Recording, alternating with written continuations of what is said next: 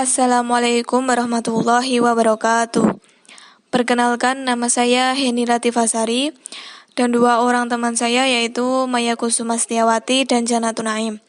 Kami dari kelompok 3 akan mempresentasikan makalah kami yang berjudul Khalifah Umar bin Khattab. Langsung saja saya akan menjelaskan mengenai biografi Umar bin Khattab. Umar dilahirkan di kota Mekah dengan nama lengkap Umar bin Khattab bin Nufail bin Abdul Uzza bin Riba'ah bin Abdullah bin Kad bin Ra'azah bin Adi bin Ka'ab bin Lu'ay Abu Hafsah al-A'dawi. Umar bin Khattab lahir pada tahun 581 Masehi. Ibunya bernama Hantamah binti Hisham bin Al-Mughirah, yang mana merupakan saudari sepupu Abu Jahal bin Hisham. Ayahnya bernama Khattab bin Nufail al-Mahzumi al-Huraisy dari suku Bani Adi. Pada masa kecilnya, Umar ikut membantu ayahnya memelihara hewan ternak dan ikut berdagang. Selagi muda, Umar bin Khattab dikenal sebagai seseorang pemuda yang gagah perkasa, tegap dan pemberani. Umar sangat gigih dalam membela agama nenek moyangnya. Maka suatu ketika Rasulullah memulai mendakwahkan Islam, Umar merupakan seseorang yang sangat getol memusuhi Rasulullah. Pada waktu masa awal dakwah Islam di Mekah, Umar bersama pamannya yaitu Abu Jahal merupakan dua tokoh Quraisy yang sangat ditakuti oleh kaum muslimin karena kekejaman dan permusuhannya terhadap Islam. Sehingga Rasulullah berdoa kepada Allah agar salah satu dari keduanya masuk Islam. Doa Nabi terkabul dengan masuknya Umar ke dalam agama Islam. Umar bin Khattab masuk Islam pada usia 27 tahun. Keislaman Umar terbukti membawa kemajuan pesat bagi Islam. Masuknya Umar bin Khattab ke dalam Islam merupakan kekuatan yang sangat besar dan berharga bagi dakwah Islam. Umar juga tidak takut menentang pamannya sendiri yaitu Abu Jahal, yang mana seseorang yang paling membenci Islam. Ia berani menemui Abu Jahal dan terang-terangan mengaku telah memeluk agama Islam. Umar memiliki kepribadian yang sangat kuat dan tegas dalam memperjuangkan kebenaran. Karena ketegasannya itu, Umar mendapat julukan Al-Faruq, yang artinya pembeda antara yang baik dan buruk. Umar bin Khattab juga dikenal cerdas dan pemberani, juga terkenal sebagai sebutan singa padang pasir. Selanjutnya, saya akan menjelaskan mengenai proses pengangkatan Umar bin Khattab. Ketika Nabi wafat, Umar mendampingi Abu Bakar menjalankan pemerintahan Islam. Bahkan Abu Bakar menjadikan Umar sebagai tangan kanannya. Nasihat-nasihat Umar selalu diminta Abu Bakar dalam menjalankan kepemimpinannya saat menjadi khalifah. Sehingga pada tahun 634 Masehi, Abu Bakar sakit menjelang wafat. Ia sudah memikirkan seseorang yang pantas menggantikannya menjadi khalifah, agar kalangan umat Islam tidak mengalami perpecahan atau perselisihan hanya karena permasalahan kepemimpinan. Ketika itulah, Abu Bakar berpikir untuk menunjuk satu orang penggantinya. Pilihannya jatuh kepada Umar bin Khattab.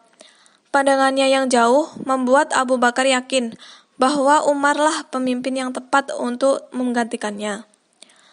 Namun demikian, sebelum menentukan orang yang akan menjadi penggantinya, Abu Bakar meminta penilaian dari para sahabat besar mengenai Umar.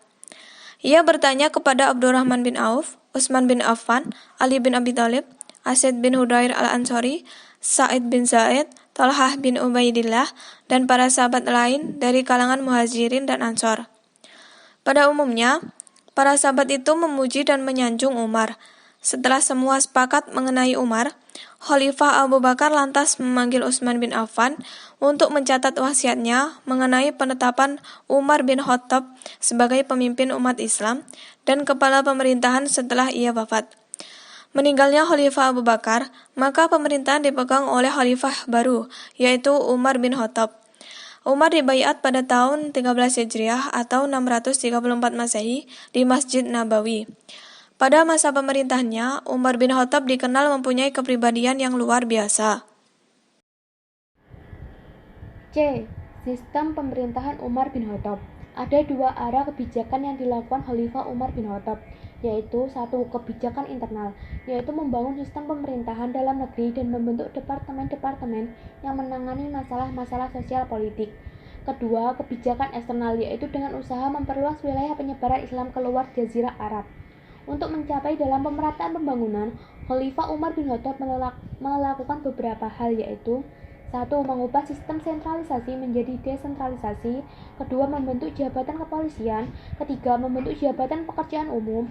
4. Membentuk lembaga keuangan disebut Baitul Mal untuk mengelola keuangan negara. 5. Penetapan tahun Hijriah sebagai tahun baru umat Islam. Pencapaian ini atas dasar inisiatif Ali bin Abi Thalib yang kemudian direspon oleh Khalifah Umar bin Khattab. Wilayah-wilayah yang menjadi sasaran dakwah Islam dalam perkembangan di bidang politik militer.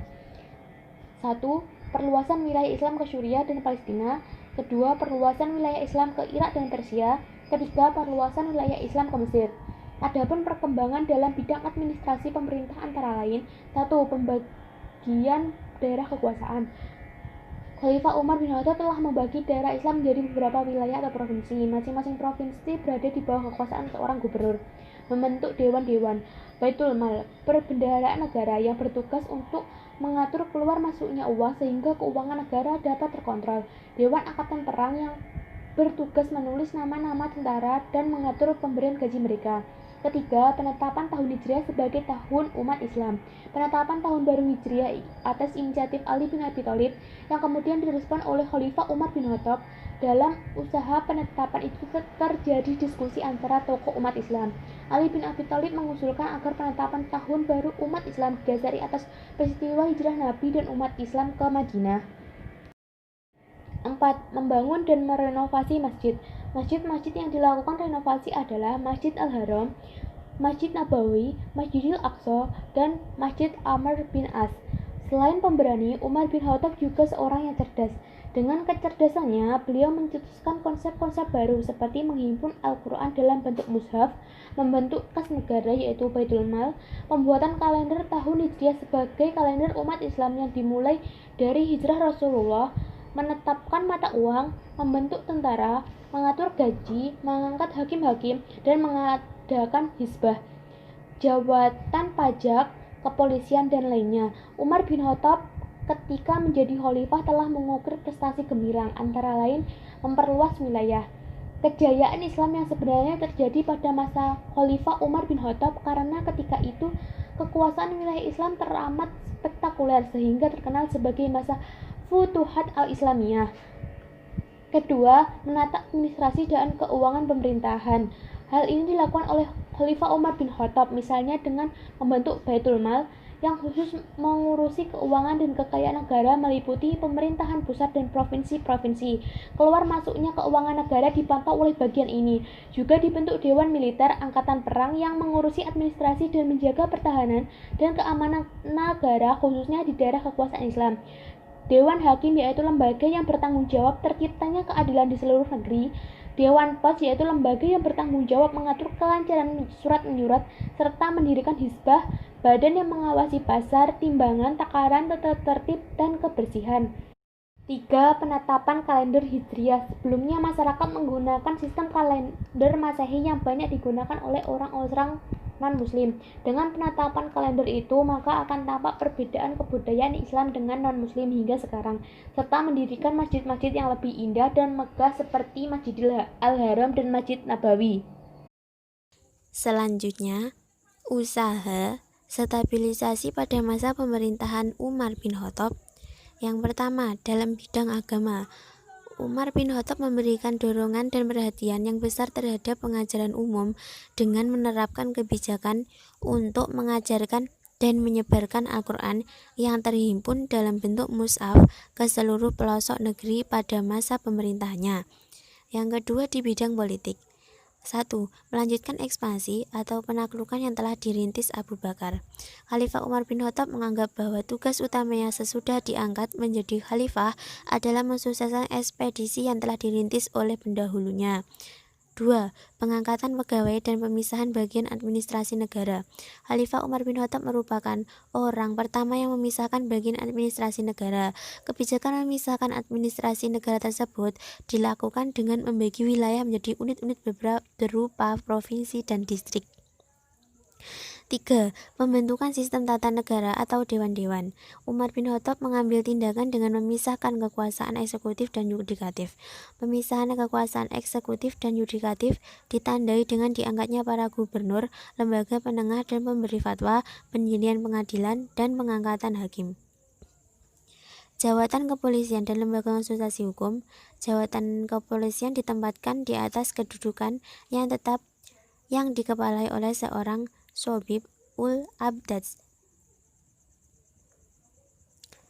Yang ketiga di bidang sosial ekonomi. 1. Kepemilikan tanah. Penaklukan yang dilakukan oleh Khalifah Umar bin Khattab sejak awal pemerintahan banyak menimbulkan masalah baru, terutama mengenai kepemilikan tanah taklukan. Khalifah Umar bin Khattab membuat suatu kebijakan terkait kepemilikan tanah, yaitu tanah taklukan masih bisa ditempati oleh penduduknya. 2. Zakat.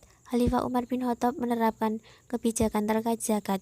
Kebijakan tersebut dilakukan dengan mengambil 10% pada hasil pertanian yang pengairannya dari sungai atau air hujan dan 5% jika pengairannya dengan menggunakan alat bantu dan biaya.